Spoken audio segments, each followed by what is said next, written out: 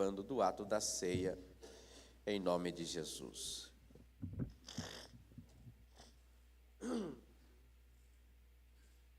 Os irmãos encontraram? Nós vamos ler verso 13.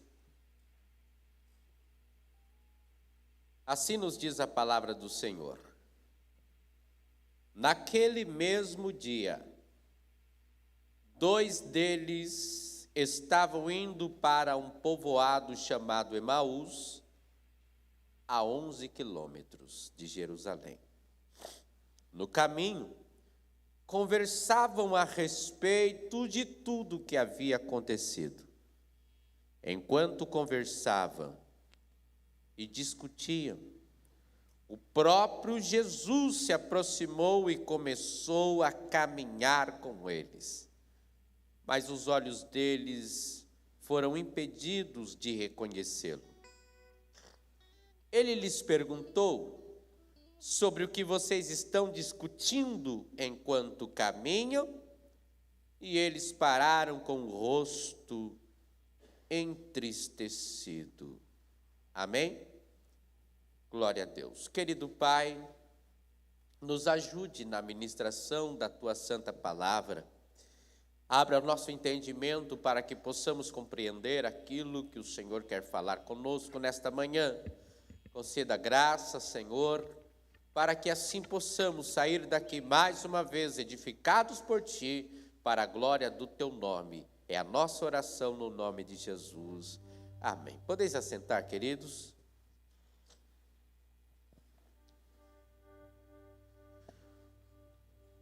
O homem que abria os olhos aos cegos, o homem que levantava os paralíticos e os coxos, o homem que acalmava as tempestades, o homem que multiplicava pães, o homem que fizera grandes sinais e maravilhas, com mensagens de esperança, com transformações em vidas humanas. Este homem, a sua carreira terminou, e os seus seguidores,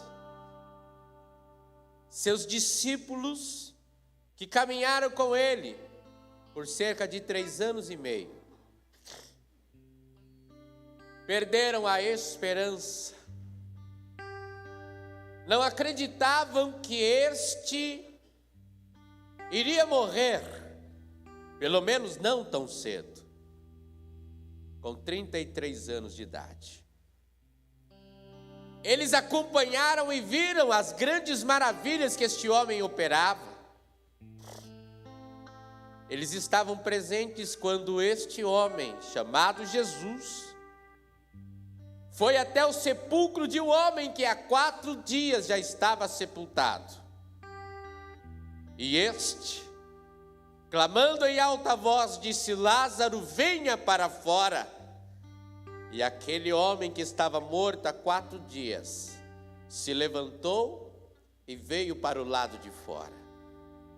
Eles estavam presentes naquele barco, quando a tempestade se levantou, ao ponto do barco estar indo a pique, a ser naufragado, e eles acordaram o mestre dizendo: vamos perecer.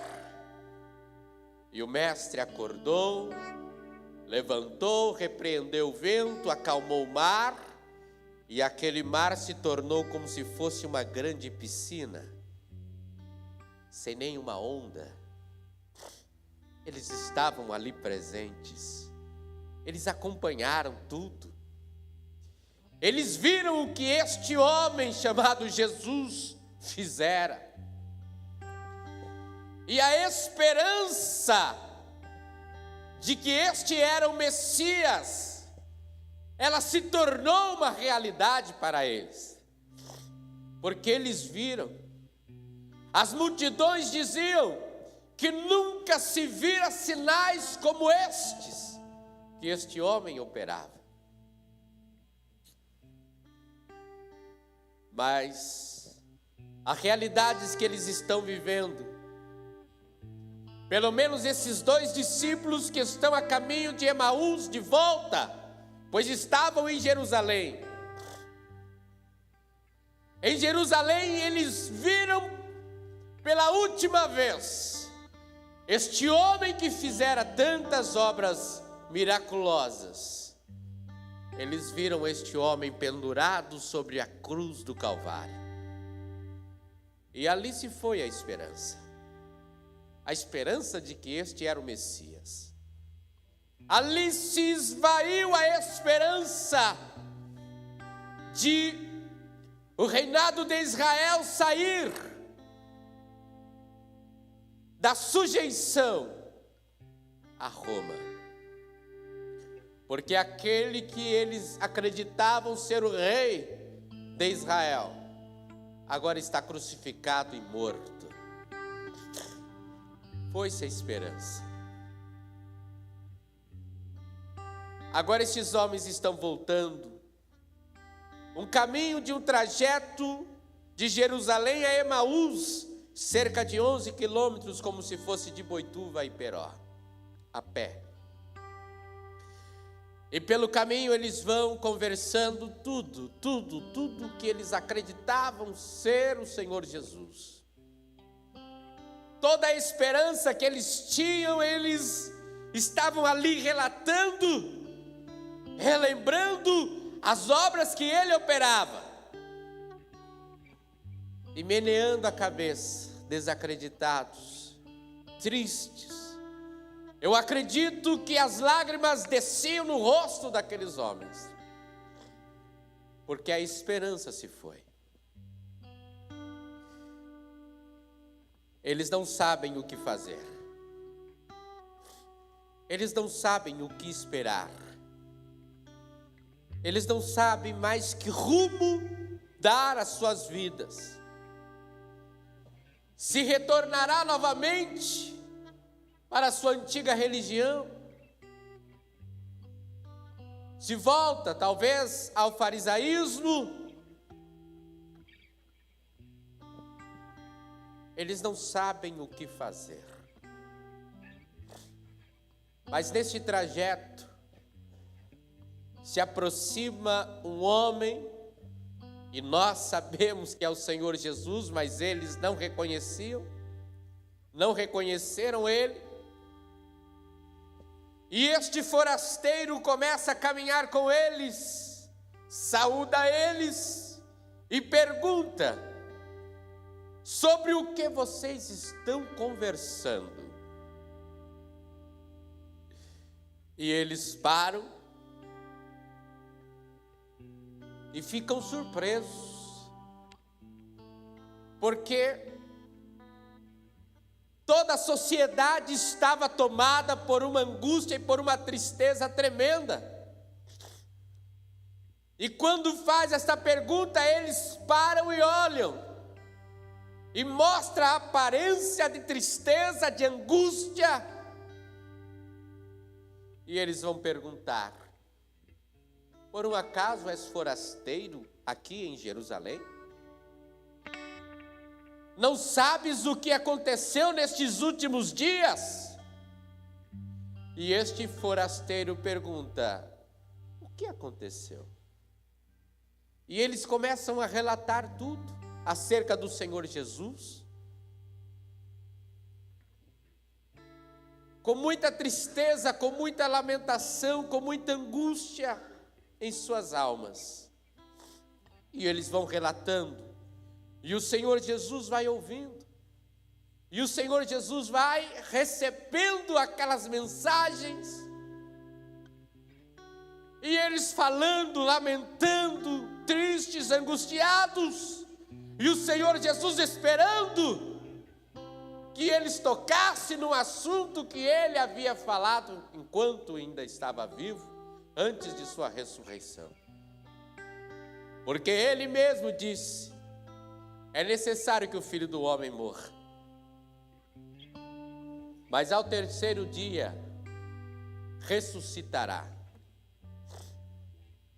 E os discípulos não tocaram neste assunto. eles não se lembraram, não trouxeram a lembrança que ele haveria de ressuscitar. Então a conversa destes homens era somente de murmúrio, de lamentação, desesperança. E o Senhor Jesus, ele vai repreender estes homens. E vai começar a relatar tudo quanto haveria de acontecer ao Messias. E quando esses homens vão sendo repreendidos pelo Senhor Jesus, mas eles não sabem quem é o Senhor Jesus, eles vão recebendo uma aula de teologia desde o Gênesis até o livro de Malaquias. Tudo quanto haveria de acontecer ao Messias, principalmente o seu sofrimento, terminando com a sua ressurreição. Meu amado e minha amada, nós estamos pelo caminho, caminhando. Nós estamos num trajeto de vida.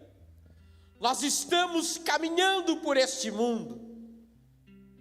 E a minha pergunta nesta manhã é: qual é o assunto que estamos falando no trajeto em que estamos caminhando? Qual é a nossa situação?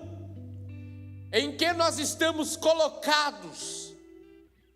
A nossa esperança está pautada em que situação? Enquanto estamos neste trajeto de nossa vida, quais são as palavras que estamos usando? O que está guardado dentro de cada um de nós nessa caminhada que estamos indo em nossa vida?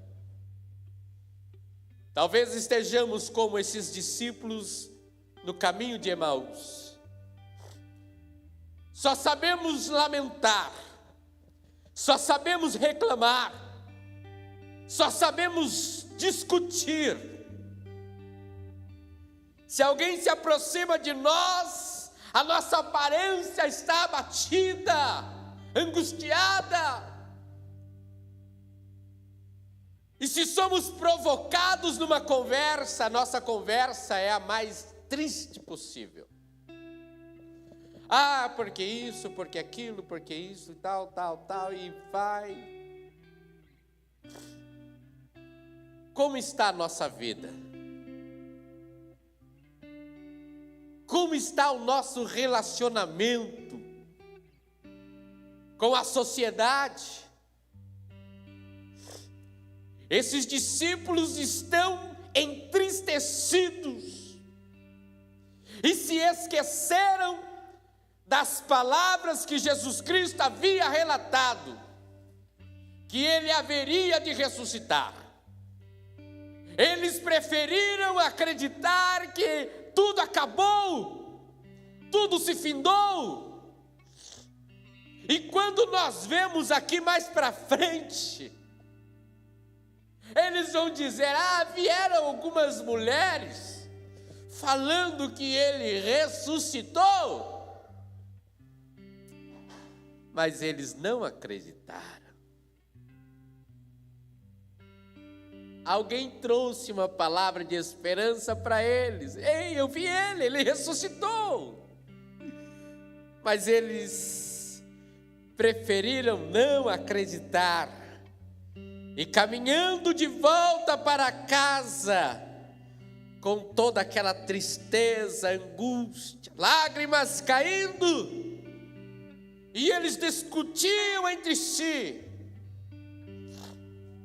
mas desta forma: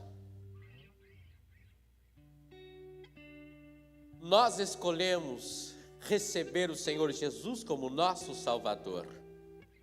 Ele nos escolheu, mas nós o recebemos como nosso Salvador.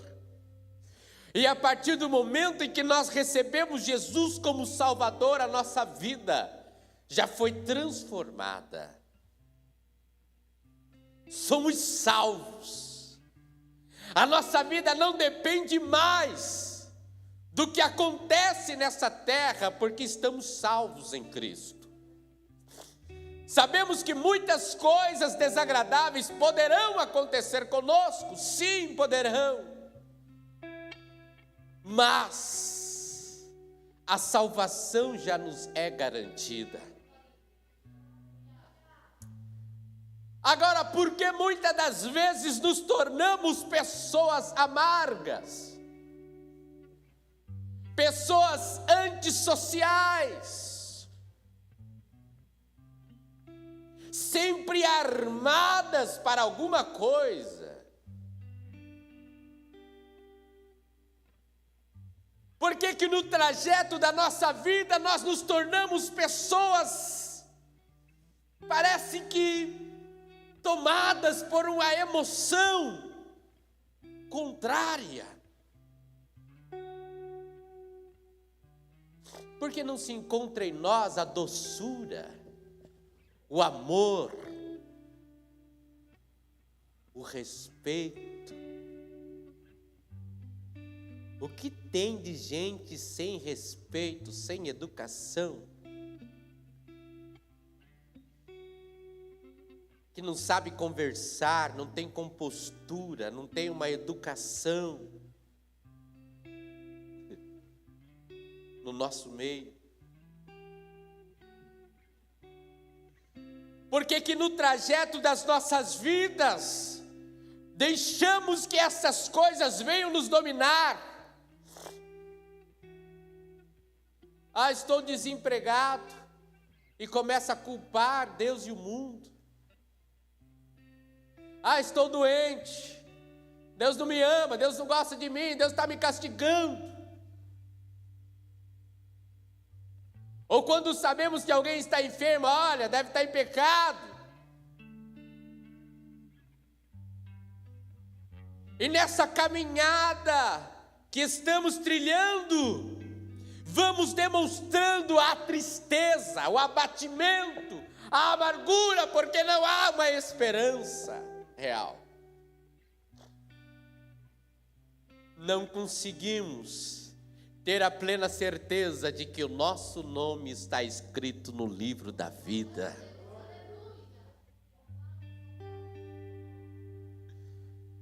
Assim estavam esses dois homens, voltando para casa nessa tristeza terrível. E eles vão ser chamados em sua atenção. Jesus lhes deu uma oportunidade, sim, pode falar do que aconteceu, mas vocês se esqueceram do principal, que ele haveria de ressuscitar. Irmãos, nesse trajeto das nossas vidas, espiritualmente falando, nós nos lembramos sempre, sabe do quê? De tudo que é ruim. Os versos que sempre nos lembramos: neste mundo tereis aflições. Eu estou no meio de uma grande... eu estou passando por uma aflição tão grande.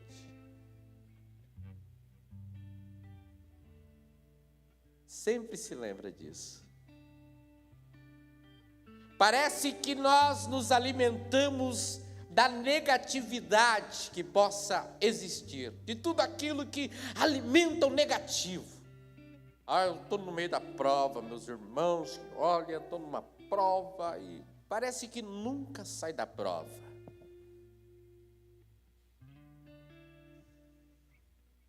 E nos esquecemos que muito mais o Senhor Jesus, Ele deixou para nós a esperança de uma vida abençoada. Ele disse sim, neste mundo tereis aflições, tende bom ânimo, pois eu venci o mundo, mas também foi Ele que disse que viria para dar uma vida e uma vida com abundância para nós. Sabe o que é uma vida com abundância? É um trajeto abençoado, com algumas aflições.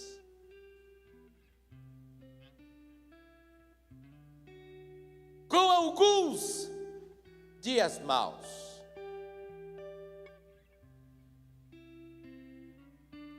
mas nós conseguimos nos alimentar disto. Vida de crente não é fácil. Crente parece que estou na prova, glória a Deus, e nunca sai da prova. Temos que fazer uma reflexão,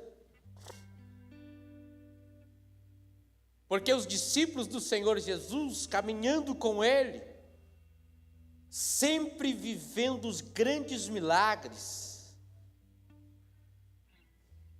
De vez em quando vinha o pavor, mas o mestre estava lá junto. De vez em quando parecia que iam passar fome, mas o mestre multiplicava. Os parentes ficavam doentes. O mestre, minha sogra está lá, ardendo em febre. Vamos lá, Pedro. E o mestre chegava e curava, operava o milagre na hora. Olha só. Queridos irmãos, nesta caminhada da nossa vida, o mundo precisa ver em nós a esperança. O mundo já está vivendo no desespero, e se eles virem para cá e encontrarem nossa face o medo e o desespero também, que esperança poderão ter essas pessoas? Os nossos parentes querem ver em nós a diferença. Ainda que estejamos passando sim pela prova, pela dificuldade, mas não podemos perder a esperança de que Ele está conosco para nos abençoar e dar a vitória. Mas não.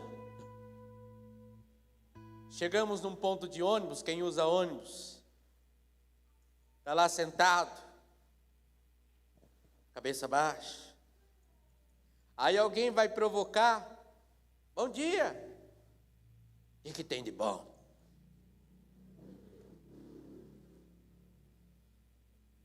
Tenta puxar um assunto e a pessoa descarrega, vomita tudo que não presta.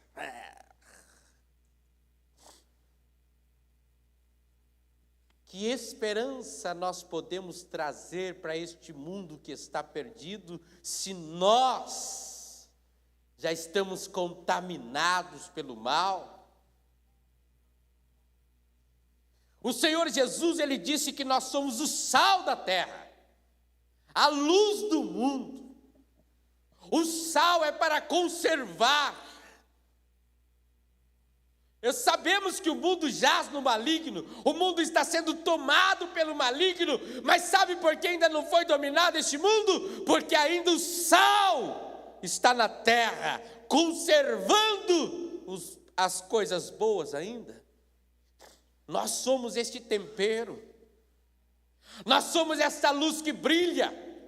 E por mais que parece que você não está brilhando ali, mas a pessoa está vendo em ti um brilho, porque o brilho do rosto do Senhor Jesus ainda está sobre nós, e ela provoca querendo ouvir uma coisa boa. Mas cadê? Cadê? Porque não estamos nos alimentando da coisa boa. Estamos prontos para a discussão. Estamos prontos para brigar, estamos prontos para falar mal, mas não estamos prontos para trazer uma palavra de esperança. Não estamos prontos para estender as mãos e dizer: olha, eu quero te apresentar o Senhor Jesus Cristo, Ele pode transformar a tua vida, assim como Ele transformou a minha vida. E ficamos nos intrometendo em tantas coisas, e vamos ficando igual esses dois discípulos que ouviram do Senhor Jesus que Ele ressuscitaria. Eles ouviram as mulheres que falaram: olha, Ele ressuscitou. Eles preferiram não acreditar, e estão voltando tristes para casa. Mas o Senhor Jesus não desiste dos seus discípulos. O Senhor Jesus não desiste de nós. Por mais que você não esteja fazendo aquilo que Ele teu propósito para fazer, Ele não desiste de você. Você está neste caminho vivendo de uma maneira ao qual não é para viver,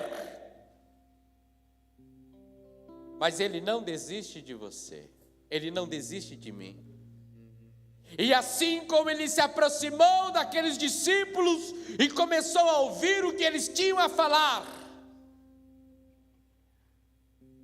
assim que Ele percebeu que esses discípulos só estavam falando das coisas más, das coisas ruins que ocorreram, aí Ele para. E Ele vai falar duro.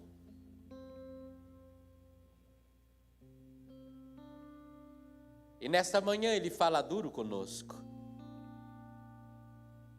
porque Ele nos ama. Ele vai dizer para aqueles dois homens: ó nécios e tardios de entendimento.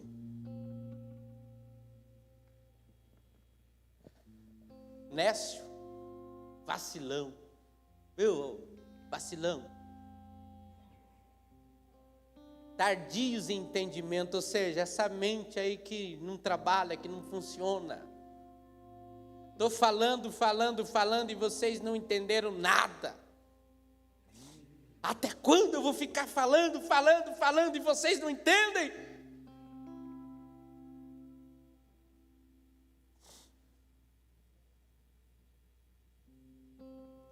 E Ele começou desde o Gênesis até Malaquias, explicando ponto a ponto o que haveria de acontecer com o Messias. Estava sim, ia passar pelo sofrimento, iria morrer, iria padecer, mas também iria ressuscitar.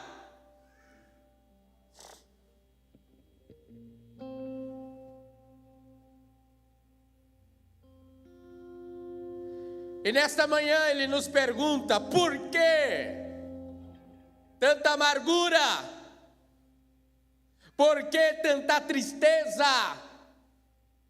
Por que não sai coisa boa de dentro de você? Por que isso está acontecendo? Enquanto eu te tirei do mundo e te coloquei no meio dos príncipes para me servir e ser exemplo, mas ainda continuas fustigando o mal. Por quê? Porque o bem não se manifesta.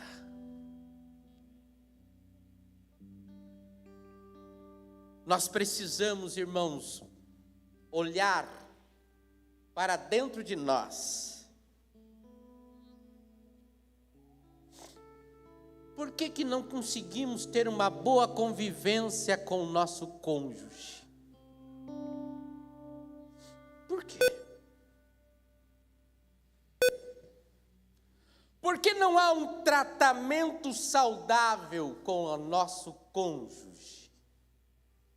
De respeito, de amor, de carinho, no trato.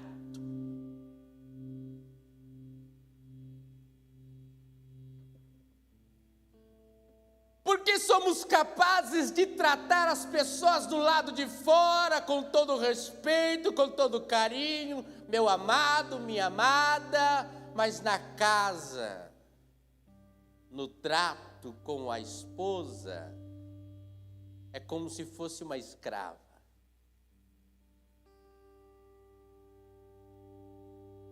Cadê minha roupa?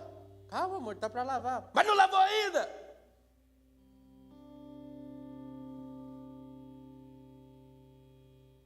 E da esposa para com o marido também?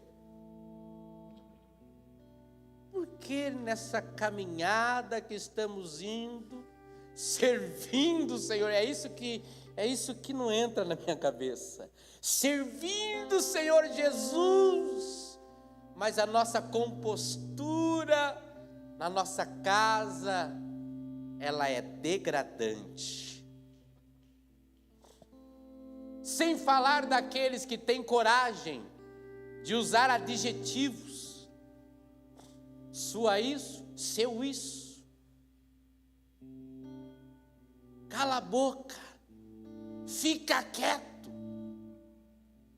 Seu imprestável.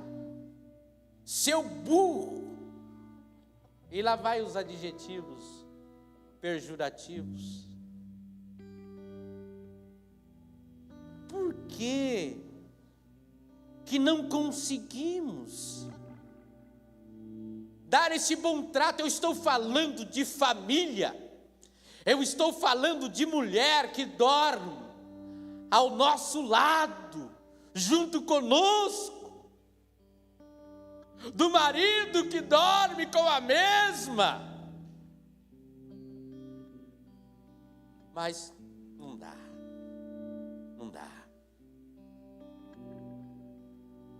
E servimos o Senhor Jesus. O relacionamento com os nossos filhos é difícil. A impaciência. E essas coisas vão acontecendo na caminhada.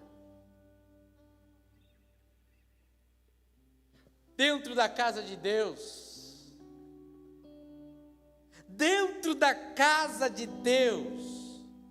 discussões, diz que me diz, fala da vida de um, fala da vida do outro, e meu Deus, isso traz uma confusão, que misericórdia! Como que chegamos a um ponto como este? Nos esquecemos do que a palavra de Deus diz, que devemos examinar a nós mesmos, não é a vida do A, do B, do C, é a nós. Mas não, examinamos, opa, é isso, está fazendo isso, e não consegue se conter, porque além de cuidar da vida dos outros, fala. Isto são coisas ruins. E somos discípulos de Jesus, mas estamos alimentando a coisa errada. Estamos fazendo com que o mal prevaleça. Mas o Senhor Jesus, nesta manhã, Ele quer tratar conosco, honestos, tardios de entendimento. Até quando continuarás vivendo desta forma? Até quando deverei estar falando contigo desta forma, chamando a atenção? Não é minha palavra. Não se engane que seja o pastor Eliabe, porque esta palavra é do Senhor Jesus. Até quando Ele vai ficar tratando disto? Enquanto você pode viver feliz com a tua esposa, com teu esposo, com teu filho, enquanto você pode viver feliz com os irmãos da igreja, se alegrarem, não. Chega na casa, se transforma. Você e eu, nós temos tudo para sermos felizes na nossa vida. Realizados. Não precisa de uma outra mulher. Uma outra mulher é um problema a mais. Seja feliz com a tua esposa. Seja feliz com teu esposo.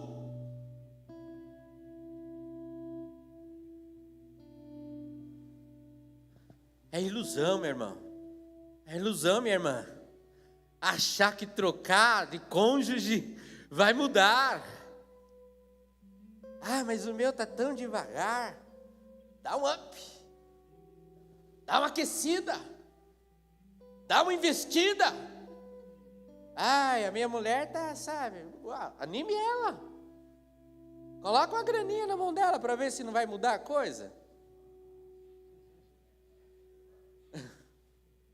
Sim, meu irmão. Dá uma investida, né?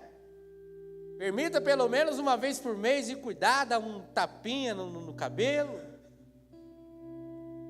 Veste ela com roupas decentes para você ver. Roupas boas. O talento. Agora não. Não investe na casa e fica de olho naqueles que investem, sabe? Nossa, a mulher do fulano, como tá bonita. O fulano tá investindo. O maridão da... Nossa, parece que... Viu?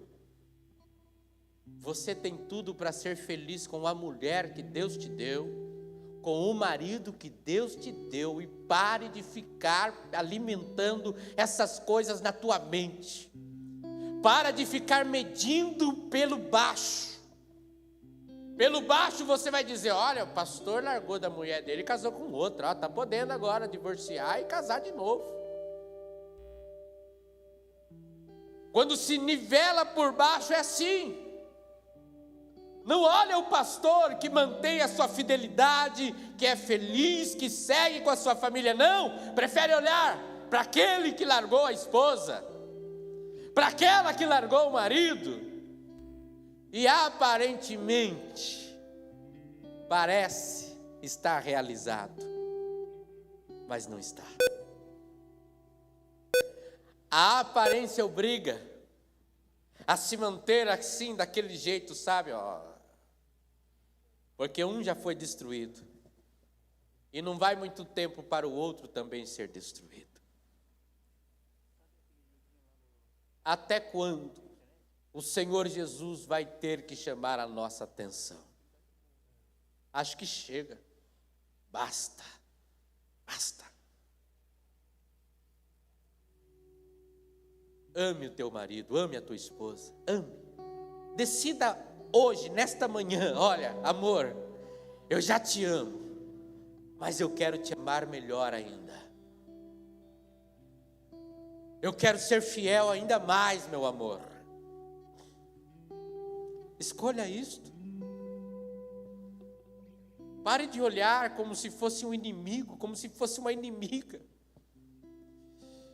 Pare de usar como se fosse um instrumento sexual apenas para você descarregar e não servir para mais nada. Pare. Pare. Abrace. Beije. Ame. Respeite. Trata com palavras doces, com adjetivos positivos. Meu amor, minha linda, meu anjo, coisas boas, e você vai ver como vai mudar. Eu termino falando de uma ilustração. Uma mulher, uma jovem mulher, ela vivia com a sua sogra, e a sua sogra maltratava ela demais. E esta nora, ela decidiu que queria matar a sua sogra. Preciso me livrar da minha sogra, vou acabar com ela. Mas ela não queria cometer um assassinato para ela ir presa. E ela procurou um sábio e pediu para o sábio: sábio, eu não aguento, eu não suporto mais a minha sogra, eu quero matar ela. Mas como que eu posso fazer de um modo que ninguém perceba? E o sábio foi e disse para ela: você vai lá no mato e você vai colher uma erva que lá está. Aquela erva é venenosa, mas você vai colocando bem pouquinho. E toda manhã e toda tarde E toda a noite, antes dela dormir, você vai servir ela com esse chá. Mas bem pouquinho, para ela não desconfiar. E logo, logo ela vai morrer. E aquela mulher fala, nossa, aí sim. E aquela mulher preparou o chá e levou o chá para a sogra. Na hora de servir a sogra já xingou ela. E já, ela, você vai ver, sua miserável. Toma esse chazinho. E a sogra, mesmo relutando, pegou o chá e tomou aquele chá. À tarde tomou o chá. À noite tomou o chá. E isso foi acontecendo dia após dia. E na outra manhã, a nora chegou e foi servir a sogra, e a sogra dessa vez não falou nada. Pegou o chazinho, tomou. E assim sucessivamente foi acontecendo. Até o dia que ela veio servir o chá. E a sogra, muito obrigado. Como você está cuidando bem de mim? E a sogra começou a tratar ela bem. E ela foi criando um vínculo com a sogra, agora um vínculo de amor. E quando ela começou a servir, continuou servindo aquele chá, o coração dela foi ficando pesado, porque ela sabia na mente dela que ela estava matando a sogra. E ela já não queria mais servir o chá. E teve um dia que ela decidiu, eu não vou servir o chá, e a sogra, minha nora, cadê meu chazinho? E ela foi se tornando muito triste. E desesperada, ela procurou novamente o sábio e disse, o que eu faço? Eu não quero que a minha sogra morra. A minha sogra é amável. A minha sogra me trata bem. O que eu faço? Qual é o antídoto? Porque eu não quero que ela morra. E o sábio foi dizer para ela, sabe o que você estava servindo para sua sogra? Um chá que mexia com os nervos dela, que relaxava, que acalmava ela, que trazia um bem-estar para ela. Ei, procure mudar o seu tratamento. Você vai ver como teu marido vai melhorar, como a tua esposa vai melhorar, como os teus filhos vão melhorar. Porque o problema está no nosso modo de agir. Não está nele, não está nela, está em nós. Se nós decidirmos mudar, o nosso tratamento vai contagiar. E a recíproca será a mesma. Você dá amor, você recebe amor. Você dá carinho, você recebe carinho. Você trata bem, você é tratado bem. Eu deixo essa reflexão para nós. O Espírito Santo de Deus sabe de tudo. Vamos nos colocarmos em pés, vamos agradecer a Deus por esta palavra. E logo após, eu quero convidar o nosso irmão Pedro Balduino, vai estar hoje fazendo a leitura concernente ao que está em 1 Coríntios capítulo 11, verso 23 em diante. Mas nós vamos orar agora pela palavra que Deus enviou para nós. Convido o nosso cooperador Neemias, faça essa oração neste momento, agradeça a Deus. E logo após, nosso irmão Pedro, fazendo a leitura concernente à Santa Ceia do Senhor. Soberano Deus, eterno Pai, nós te agradecemos, Senhor, nesta manhã, Deus,